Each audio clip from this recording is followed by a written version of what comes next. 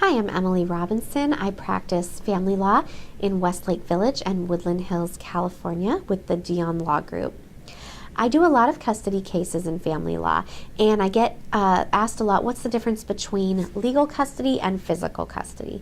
Legal custody is the right to make decisions about your children, about their medical care, about dental care, about what schools they go to, ear piercing, anything that affects your children and anything that a parent or a guardian needs to make a decision about. A lot of times, most times, parents will have joint legal custody where both of their consent are needed for all of these things, getting a passport, a driver's license, etc. There are instances where one parent will have sole legal custody. Sometimes if the other parent lives far away or can't be involved for some reason or is in jail or rehab. But when there are two active parents, usually there's joint legal custody. Physical custody is who the child actually lives with.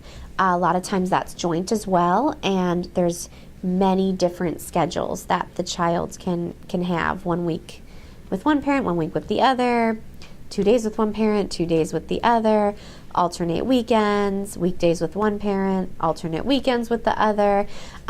You can come up with a lot of shared custody schedules between the parents. If one parent has a lot more custody than the other, then that parent would have primary custody and the other parent would have visitation with the children.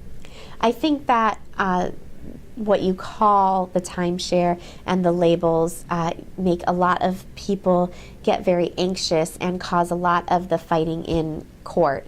So I encourage people to not focus on the labels of how much custody they have or the percentages, as much as to sit down and try to write out a schedule that really works for your family and is in the best interest of your children.